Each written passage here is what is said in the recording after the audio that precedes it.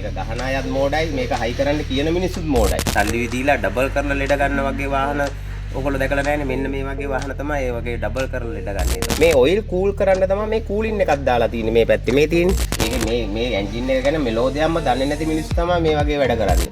මේ වාහන ගොඩක් තියෙන්නේ ඔය දෙහිවල ගල් කිස්සේ මේ පැත්තට වගේ වෙන්නේ.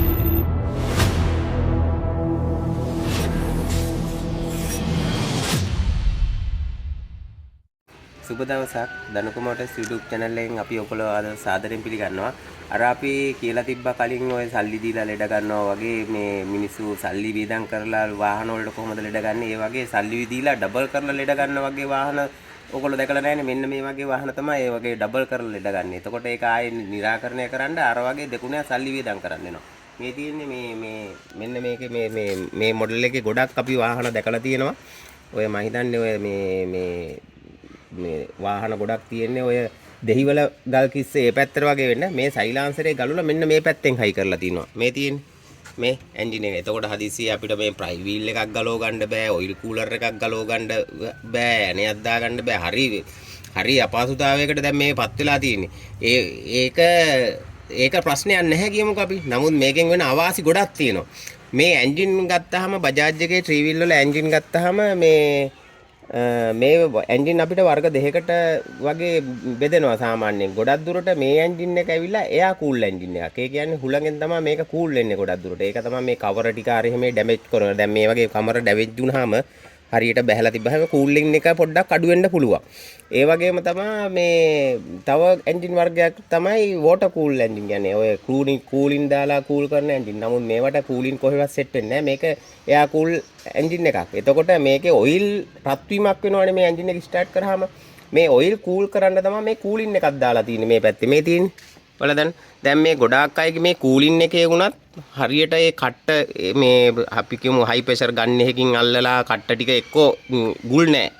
එකට ඇලිලා වගේ තියෙනවා. ඇල්මිනියම් කෝර් එකක් නේ මේක තියෙන්නේ. හරිද? එතකොට ඒකෙන් හුලක් යන්නේ නැහැ. එතකොටත් එන්ජින් එක පොඩ්ඩක් හීට් එක වැඩි. මේක දාලා තියෙන එන්ජින් එකේ හීට් එක පොඩ්ඩක් අඩු කරගන්න. එතකොට දැන් මේකෙදි මේ ඔයිල් මේ බටෙන් අරගෙන ඇවිල්ලා ඊට පස්සේ මේක පොඩි තීරු වලට මේ බස්සනවා. එතකොට අර මෙතනින් එන්ජින් එකට ඇදලා හුලං එනවනේ. ඒකෙන් තමයි කුල් වෙන්නේ. නමුත් දැන් මේ විදිහේදී මේකෙන් අදින සීතල හුලඟක් නැහැ මෙයාට. මේ අධික මෙතන හීට් එකක් තමයි මේ කූලින් එකෙන් අදින්නේ. එතකොට මේක කූල් වීමක් අපිට බලාපොරොත්තු වෙන්න බෑ. එතකොට එන්ජින් එක ඕවර් හීට් එකක් යනවා. ඊට පස්සේ එන්ජින් එකේ තෙල් ලීක් කරන්න ගන්නවා මේ වගේ. හරිද? ගෑස් කට් යන්න පුළුවන්. ඊට පස්සේ පිස්ටන් එක අධික ලෙස ප්‍රසාරණය වෙනවා. ප්‍රසාරණය වෙලා පිස්ටන් එක බෝර් එක බදාගෙන ගිහිල්ලා ඔයිල් පිච්චීමක් ඇති වෙනවා ප්‍රධාන වශයෙන්ම මේ වගේ තියෙන එන්ජින් වල කූල් නොවන එන්ජින් වල. ඒක නිසා අපි කියන්නේ මේ වගේ සල්ලි දීලා මේ වගේ විනාශ කරගන්න එපා. දැන් මේකේ බෙන්ඩ් එක වුණත් දැන් අපිට අලුතෙන් දාන්න බෑ. මේවා කපලා කරලා හදලානේ තියෙන්නේ. එතකොට කස්ටමර්ට ලොකු වියදමක් අර අපිට දරන්න සිද්ධ වෙනවා මේක කොට දාන්න. එතකොට ඒක වියදම යන්නේ ඉතින් කස්ටමර්ගේ සාක්කුවෙන්. මේකේ ඇති ලස්සනක්වත් නෑ. මේක තියෙන්නේ පුළුවන් තරම් මේක මෝඩ ක්‍රියාවක්. ඇත්ත වශයෙන්ම කිව්වොත් එහෙම මේක ගහන අයත් මෝඩයි, මේක හයි කරන්න කියන මිනිස්සුත් මෝඩයි ලංකාවේ. ඒක මේ එන්ජින් එක ගැන මෙලෝදියම්ම දන්නේ නැති මිනිස්සු තමයි මේ වගේ වැඩ කරන්නේ. ඇත්තටම මේ දැන් මේකෙන් වෙන හානිය ගණනය කරන්න බෑ. දැන් මේ එන්ජින් එක වුණත් අඩු කාල සීමාවෙන් ලෙඩ දෙනවනේ. දැන් අපි මේ පාර මේක හදන්න ගත්ත මේ බෝර් එක අර එහෙමේ තියන්න ඕනේ. මේකේ ක්ලච් එක අර එහෙමේ ගිහිලා තියෙන්නේ. ඔයිල් පිච්චෙනවා මේ වාහනේ. එතකොට අපි තීරණය කළා මේ සයිලන්සරේ මෙතන තියලා මේ වැඩේ කරන්න බෑ කියන අදහස. මොකද මේක කරත් මේ කස්ටමර්ට වැඩි කල් දුවන්න හම්බෙන්නේ නැහැ. කිලෝමීටර් 10000ක් 20000ක් දුවනකොට ලෙඩ වෙන්නත් පුළුවන්. ඒ මෙයා ලෝන් ට්‍රිප් එකක් ගියොත් අධික හීට් එකක් මේ එන්ජින් එක ගන්නවා.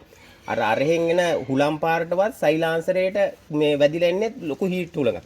මේ සයිලාන්සර් මේ මෙතනින් හයි කරන්නේ ඇයි දන්නවද ඔයාලා? පිටිපස්සට වෙන්න එන්ජින් එකේ. එන්ජිමටත් යටින් හයි කරන්නේ. ඒ මොකද ඉස්සරහට වාහනයක් යනකොට එන්ජින් එක යටමනේ තියෙන්නේ. සයිලාන්සරේ කූල් වෙන්න තමයි මේ විදියට හයි කරන්නේ. එතකොට සයිලාන්සරේ තියෙන හීට් එකත් අඩු කරන්න තමයි ඒ හුලං වදින්න හොඳට හයි කරන්නේ. නමුත් මේ විදියට හයි කරාම මේක හීට් වෙලා එන හුලඟක් තමයි මෙයා ඇදලා ගන්නෙ.